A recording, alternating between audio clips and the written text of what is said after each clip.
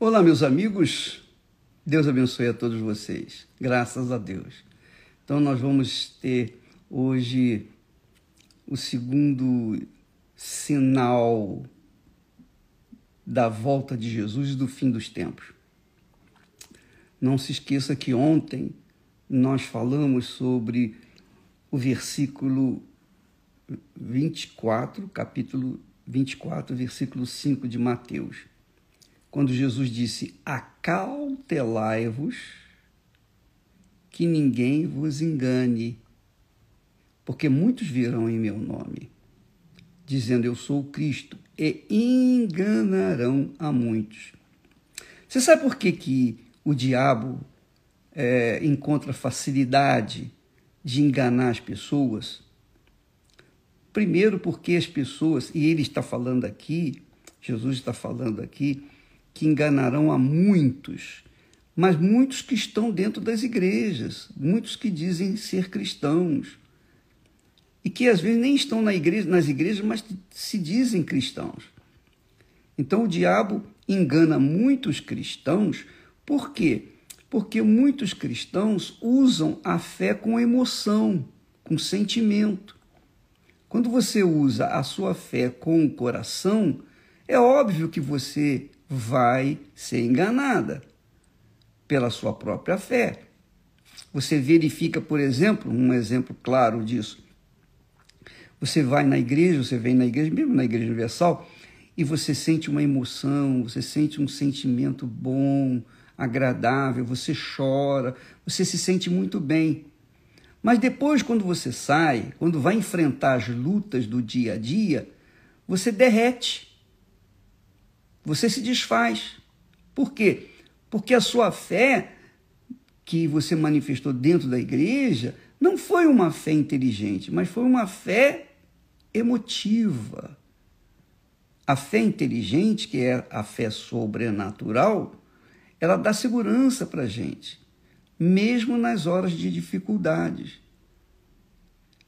E você verifica que quando Jesus estava no barquinho dormindo e veio um vendaval e sacudiu o barco, chovia, etc., e os discípulos ficaram apavorados. Por quê? Porque a fé que eles estavam esboçando em Jesus era uma fé natural, uma fé que tinha que ver para crer. Essa é a fé natural, é a fé emotiva. Eu tenho que ver para crer. É a fé emotiva. A fé sobrenatural é o contrário. Você crê para depois então ver. Não é legal isso? A fé é inteligente, minha amiga. A fé é o poder de Deus dentro de nós. A fé não é para trazer facilidade. A fé é para vencer as dificuldades, para vencer os problemas. Quando a fé é inteligente, quando a fé é sobrenatural, quando a fé vem de Deus. Daí a razão, a necessidade de as pessoas receberem o Espírito Santo, batismo com o Espírito Santo. Quando a pessoa é batizada com o Espírito Santo, quando é selada com o Espírito Santo pelo Senhor Jesus, então a fé dela não vai ser mais emotiva, mas vai ser uma fé consolidada, uma fé permanente, uma fé sólida, uma fé que vai enfrentar lutas, mas vai vencer. Então, quando Jesus fala que nos últimos tempos muitos virão dizendo eu sou o Cristo e enganarão a muitos, ele está falando aqui com respeito aos crentes, com respeito àqueles que creem em Jesus e que fundamentam a sua fé nas emoções, no coração.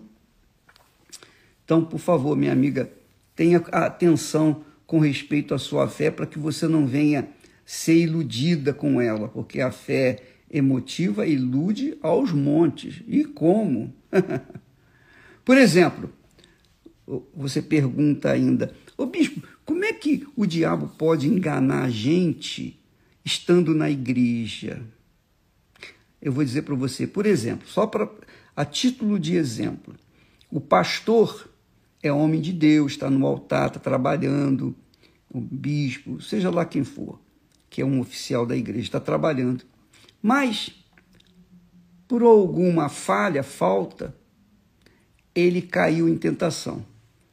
Ele traiu a mulher dele. Bom, ele traiu a mulher, é óbvio que ele tem que ser afastado do altar até que ele realmente se converta ou se arrependa e mostre frutos de arrependimento para que ele possa retornar. Enquanto isso, por exemplo, na Igreja Universal, a gente pega o pastor que caiu em falta e se a gente vê que ele não caiu por falta de caráter, ele caiu por enfim, foi uma falta de atenção. Então a gente dá um trabalho para ele secular e fica observando as atitudes dele, se ele realmente está arrependido, etc, etc. Então ele vai passar pelo crivo da provação, porque se ele não for punido, ele vai tornar a fazer a mesma coisa. Então esse pastor, o que ele faz? Ele fala, não vou ficar me submetendo a outras coisas, não, eu vou sair fora. Então ele sai da igreja, pelo menos na Igreja Universal é assim, ele sai da igreja e ele funda uma nova igreja. Só que ele funda uma nova igreja cheio de mágoas, de rancores, ressentimentos. E ele vai pregar o evangelho cheio de mágoas, ressentimentos e rancores. Sabe o que vai acontecer? O que ele vai dar para as pessoas? Qual o espírito que ele vai passar para as pessoas? Nenhum. Ele vai passar para as pessoas carne. Ele vai passar para as pessoas letra, conhecimentos. Nada além disso. Então, o diabo ajuda. O diabo manda pessoas para lá, tira da igreja original e manda para lá, e fica o sujeito sendo alimentado, sustentado. E então, aqueles membros que acompanharam aquele pastor, antigo pastor, o faltoso, e começam a receber o quê? Mensagens que têm só apenas e exclusivamente letra, não tem espírito. Então elas vão se tornando fracas, debilitadas, dia após dia vão caindo na fé, tal e qual o seu pastor. Então o diabo aí deita e rola. Aí vem com aquela conversa, a minha graça te basta, a minha graça te basta. Se o justo cair, não ficará caído, mas o Senhor levantará. E vem com aqueles versículos para se animar. Só que não é a palavra de Deus por completa, não é inteira a palavra de Deus. A mensagem é muito maior do que essa. Então as pessoas ficam debilitadas, enfraquecidas, enganadas, mesmo dentro das igrejas, que é o que está acontecendo, tem acontecido muito. Inclusive, você que está nos assistindo aí agora, se for uma dessas pessoas, você é aquela criatura que saiu da igreja porque fulano fez cara feia para você, o bispo passou, não te cumprimentou, aquelas bobeiras de crianças, né? Aí, minha amiga, você está perdendo o seu tempo. Você está se deixando levar por uma ideia de alguém que veio e suscitou em você a dúvida, o medo e preocupação, e você então saiu fora. Jesus disse, muitos são chamados, poucos escolhidos. Não se esqueça disso. Então o engano vem o diabo usa o pastor, aquele suposto pastor, para levar uma mensagem que não venha ao encontro da necessidade das pessoas. Vamos seguir em frente. Então esse é um dos enganos. E o pior sinal, o sinal mais evidente, melhor dizendo, é o engano. Jesus começa falando do engano e fala 2 vezes com respeito ao engano. Acautelai-vos dos falsos mestres, dos falsos pastores, dos falsos profetas, porque muitos virão em meu nome e enganarão a muitos. E foi assim que começou lá no Jardim do Éden. Eva foi enganada pela serpente. Adão não, Adão caiu conscientemente, mas Eva foi enganada. Pode verificar lá. Bom, para não ficar só nesse assunto, vamos ao segundo sinal. O segundo sinal da vinda de Jesus e o final dos tempos. Fala assim: e ouvireis de guerras e de rumores de guerras. Olhai, não vos assusteis, porque é mister que isso tudo aconteça. É necessário que tudo isso aconteça. Mas ainda não é o fim. Porquanto se levantará nação contra nação e reino contra reino, e haverá fomes e pestes e terremotos em vários lugares. Mas todas estas coisas são o princípio de dores. São os versículos 6 a 8 de Mateus 24. Então, Jesus fala no segundo sinal, ele fala guerras e rumores de guerras. Aí você vai dizer assim, bispo, mas isso a gente sempre ouviu. Sempre houve guerras na face da terra, etc. Mas agora as guerras não são como antigamente, que vinha com espada, com escudo. Não, agora as guerras são feitas com armas de fogo, as guerras são feitas com doenças, com pestes. É isso aí. As armas hoje são pestes, doenças, enfermidades. Eles fazem nos laboratórios, eles produzem nos laboratórios doenças para, na surdina, infectar o povo. E o que nós vemos hoje é justamente isso. A China, você sabe que a Covid-19 não é uma doença como a AIDS, como uma outra doença, uma gripe, não.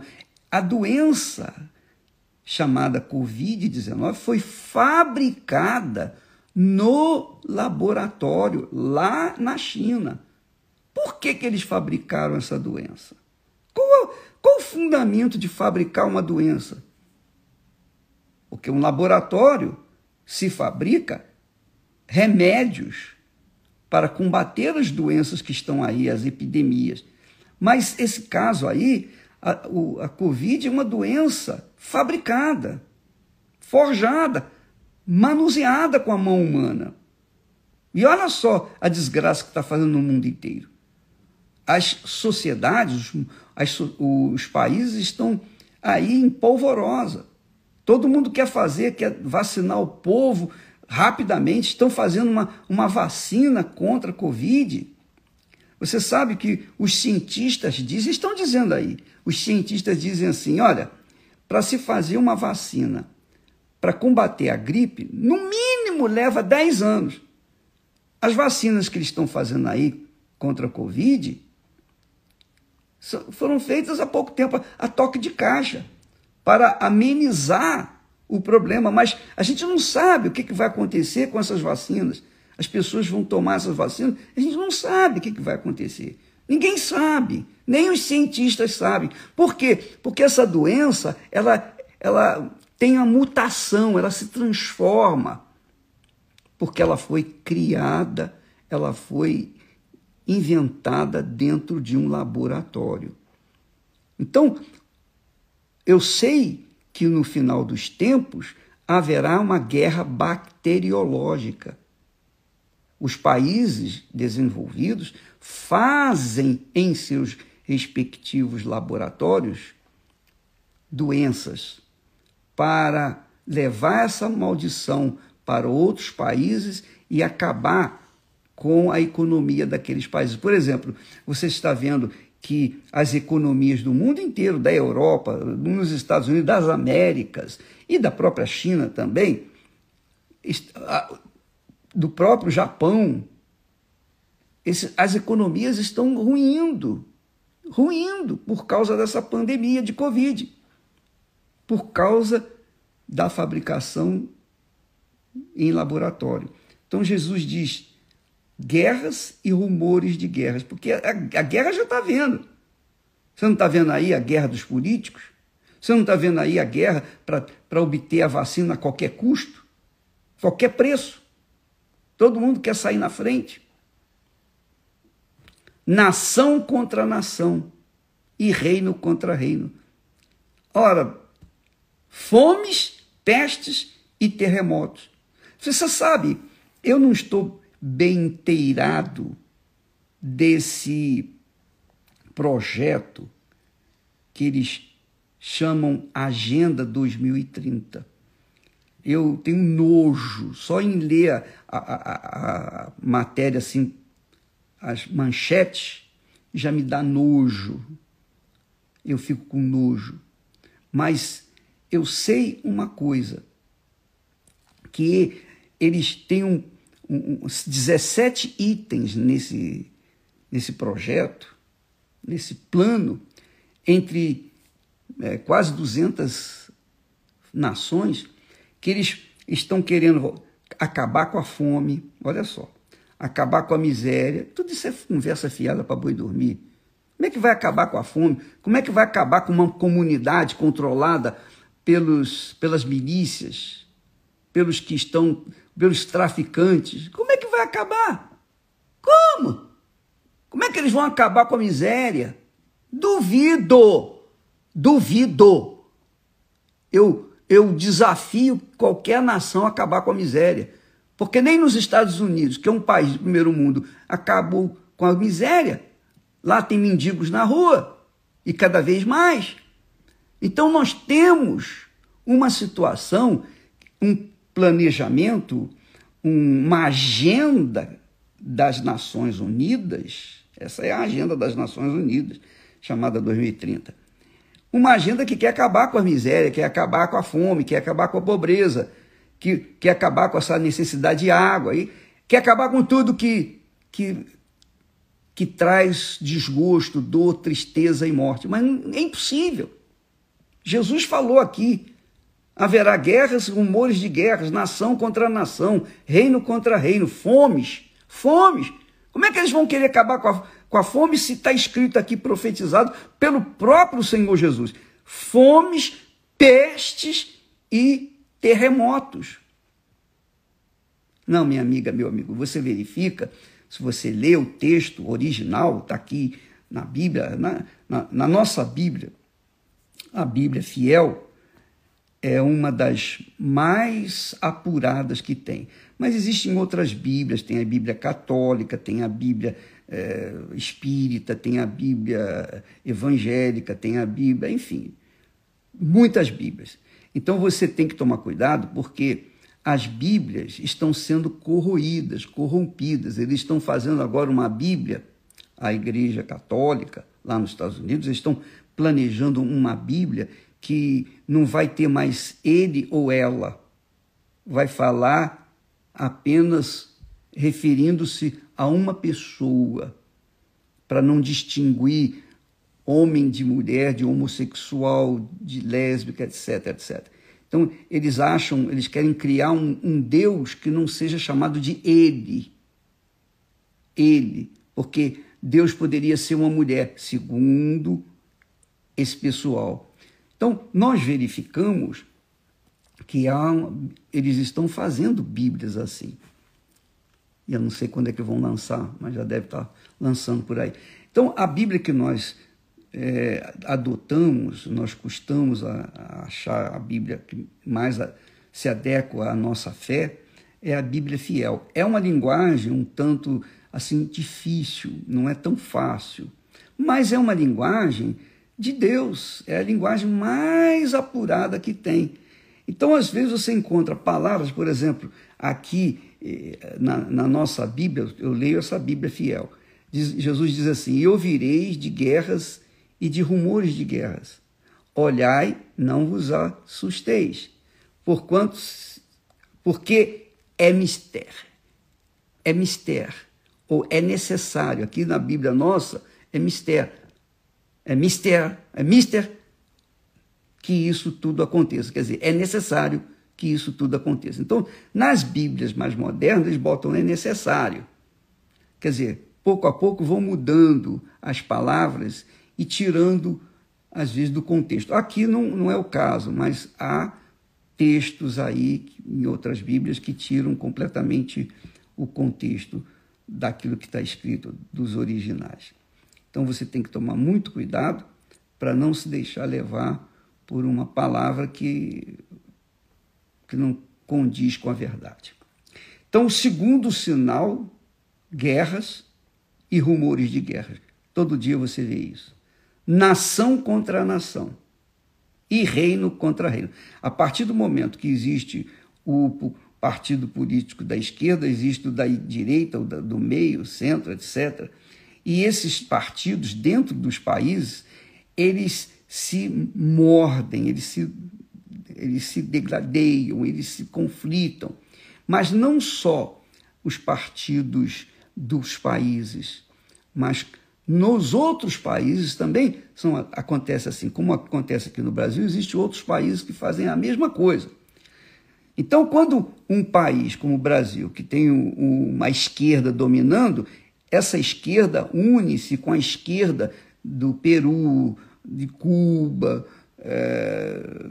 de outros países, de Venezuela e tal, e aí eles ficam unidos, as esquerdas se unem, assim como também as direitas se unem.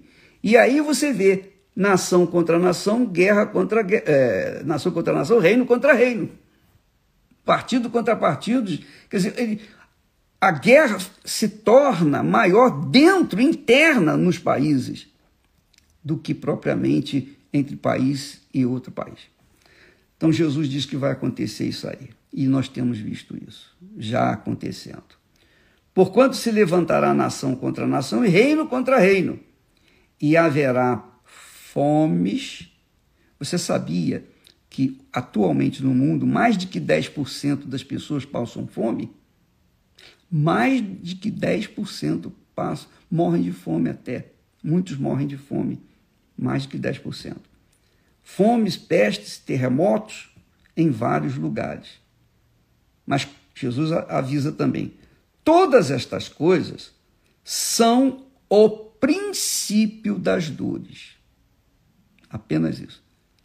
Princípio das dores. Segundo sinal. Amanhã nós falaremos sobre o terceiro sinal. Tá bom? Não vamos entrar imediatamente nessa hora que nós estamos cedo, mas depois da reunião das 7, porque nós estaremos às 7 horas aqui no templo, na reunião das primícias, e depois, quando eu voltar, nós falaremos sobre o terceiro sinal amanhã. Tá bom? Deus abençoe e que coloque a sua cabeça para funcionar. Não se esqueça que a fé de Deus, a fé sobrenatural, é inteligente. Ela não trabalha com o coração, ela trabalha com a cabeça, com a razão, com o pensamento. E se você pensa, pesa e avalia, você é uma pessoa inteligente. E você há de pesar as palavras de Deus e então tirar proveito para si, fazendo a melhor escolha para a sua vida. Então, quem vive pela fé na palavra de Deus é inteligente porque não toma atitude de acordo com o coração, mas de acordo com a razão. Deus abençoe em nome do Senhor Jesus. Amém.